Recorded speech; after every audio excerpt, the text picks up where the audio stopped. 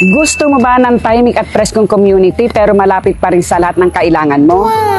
Welcome to Centrina Lipa, isang first class na 9.4 hectare subdivision na may breathtaking mountain view at eleganting bahay na bagay sa modernong pamilya.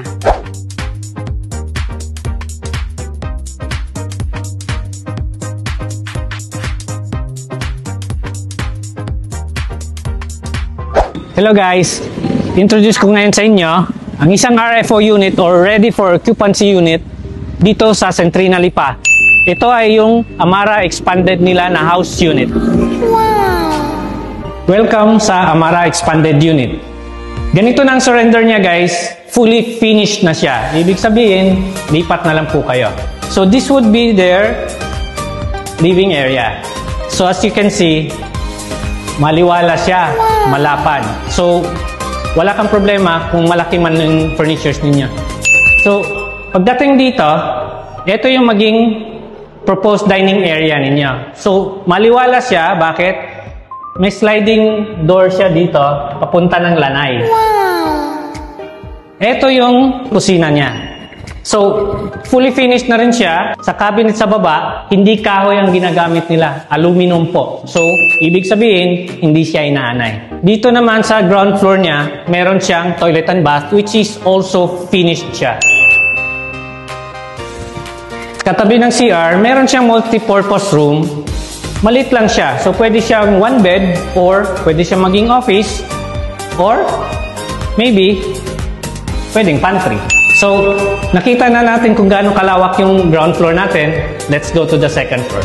Akyat na tayo second floor. Napuna ko. Effortless siya pag akyat po. Hindi siya masyadong masakit sa tuhod.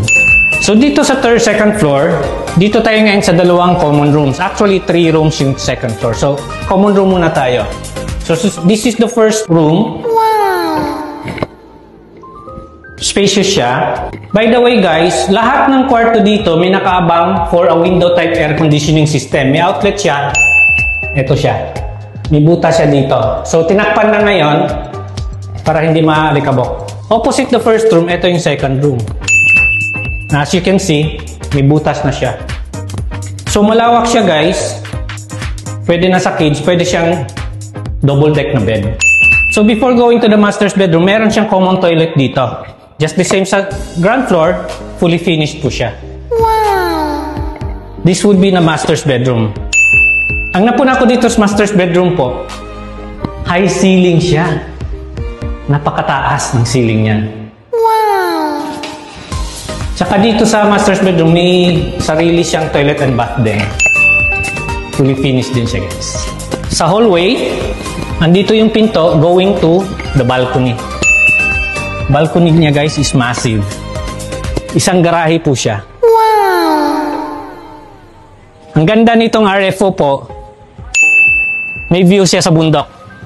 So pinaka-feature nitong Amara Expanded, may third floor siya. This is a usable floor. Oh wow!